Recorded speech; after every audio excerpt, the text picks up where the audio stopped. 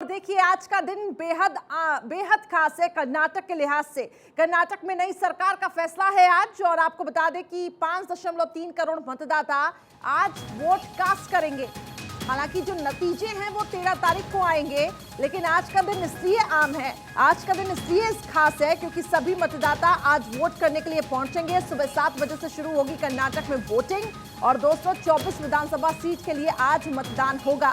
मतदान केंद्रों में सुरक्षा के पुख्ता इंतजाम भी किए गए हैं। तो इस वक्त की बड़ी खबर आपको बता रखी है, कर्नाटक के लिए आज का दिन काफी खास, क्योंकि आज वोटिंग होनी है। भारत 24 भी एक जिम्मेदार चैनल होने के नाते आपसे अपील करता है कि अपने घरों से बाहर निकले और अधिक से अधिक वोट करें, क्योंकि एक एक वोट आपका इंपॉर्टेंट है। लेकिन उससे पहले देखिए तैयारियां यहाँ पे कर दी गई हैं। 224 सीटों पर आज वोट डाले जाने वाले हैं, और इसको लेकर सुरक्षा के भी पुख्ता इंतजाम किए गए हैं। बीजेपी, कांग्रेस, जेडीएस सभी ने अपनी पूरी ताकत यहाँ पे झोंकी हुई है। लेकिन बीजेपी की तरफ से कमान संभाली प्रधानमंत्री नरेंद्र मोदी ने। कैंपेनिंग में जिस तरीके से बीजेपी ने ताबड़तोड़ प्रचार किया, लोगों तक पहुंचे अपनी योजनाओं को लेकर, प्रधानमंत्री नरेंद्र मोदी का भव्य रोड शो भी देखने को मिला। तो वहीं दूसरी तरफ कांग्रेस की भी तरफ से कई बड़े चेहरे मैदान में दिखाई दिए। तो 13 तारीख को आएंगे नतीजे। 5.3 करोड़ मतदाता आज अपना वोट कास्ट करेंगे, और अब से कुछ ही देर में सुबह 7 बजे वोटिंग शुरू हो जाएगी। भारत 24 पर सबसे बड़ी कवरेज हम आप तक पहुंचाएंगे। चप्पे चप्पे से हमारे रिपोर्टर, अलग अलग रीजन से हमारे रिपोर्टर रहेंगे। तो कर्नाटक के लिए आज का दिन बेहद खास है।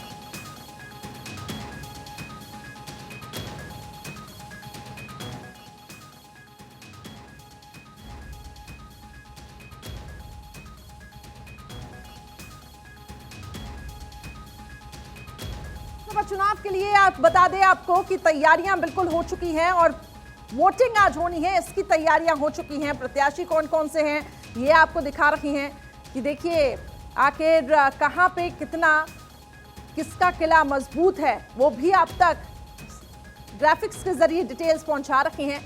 तो आज का दिन बेहद खास। वोटिंग के लिए 58,545 पोलिंग बूथ बनाए गए हैं, और 5 करोड़ 31 लाख से ज्यादा वोटर जो हैं वो मतदान करेंगे। और भारत 24 आप तक सबसे बड़ी कवरेज पहुंचाएगा, क्योंकि हर जगह हमारे रिपोर्टर्स मौजूद हैं, तो जो सीधे आप तक इंफॉर्मेशन पहुंचाएंगे कि आखिर देखिए किस तरीके से बीजेपी हो, चाहे कांग्रेस हो, चाहे जेडीएस हो, सभी दलों ने अपनी पूरी ताकत यहां पे झोंकी हुई है। बीजेपी की बात करें, प्रधानमंत्री नरेंद्र मोदी ने जिस तरीके से कैंपेनिंग की, कमान संभाली, गृह मंत्री अमित शाह, जेपी नड्डा, और मैनिफेस्टो में जो बड़ी बातें की गई। लेकिन बीजेपी जिस तरीके से कैंपेन कर रही थी, बड़ी संख्या में लोग जुटे हुए थे। क्या बड़ा सवाल ये है कि क्या ये जो जन सैलाब जो जुटा था, क्या ये वोट्स में तब्दील हो पाएगा, ये भी एक बड़ा सवाल बना हुआ है। और क्या बीजेपी स्पष्ट बहुमत के साथ सरकार बनाएगी, ये भी एक बड़ा सवाल, क्योंकि अब तक बीजेपी को स्पष्ट बहुमत नहीं मिला है। तो कर्नाटक विधानसभा चुनाव के लिए वोटिंग है आज सभी 224 सीटों पर। सुबह 7 बजे से वोटिंग, और उससे पहले पोलिंग बूथ की तस्वीरें आपको दिखा रही हैं, जहां पे तैयारियां पूरी की गई।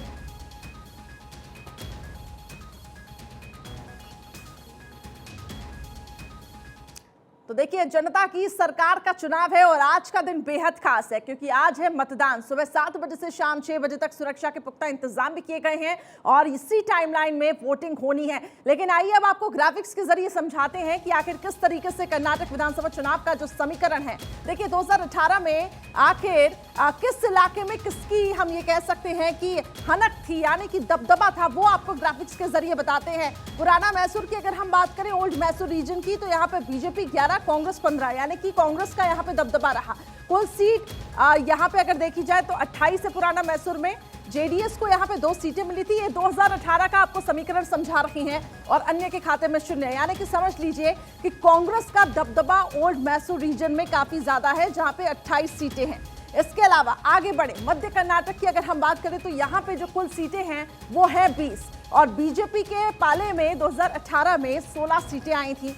कांग्रेस की बात करें तो 4 सीटें कांग्रेस, यानी कि बीजेपी का यहाँ पे दबदबा काफी ज्यादा है। तो ये तमाम समीकरण आपको समझा रहे हैं।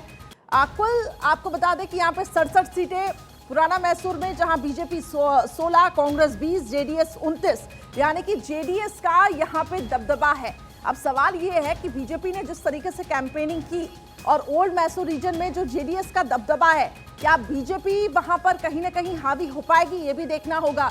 अब कल्याण कर्नाटक रीजन की अगर हम बात करते हैं तो कुल सीटें हैं यहाँ पे 40, जहां बीजेपी के खाते में 15 सीटें आई थी। 2018 के हम चुनावों की बात कर रहे हैं। कांग्रेस के खाते में 21 सीटें आई थी, जेडीएस के खाते में 4 सीटें आई थी। यानी कि अगर हम कल्याण कर्नाटक की बात करते हैं तो कांग्रेस यहाँ पे 21 सीटों से कांग्रेस ने बाजी मारी थी, यानी कि यहाँ पे कांग्रेस का दबदबा।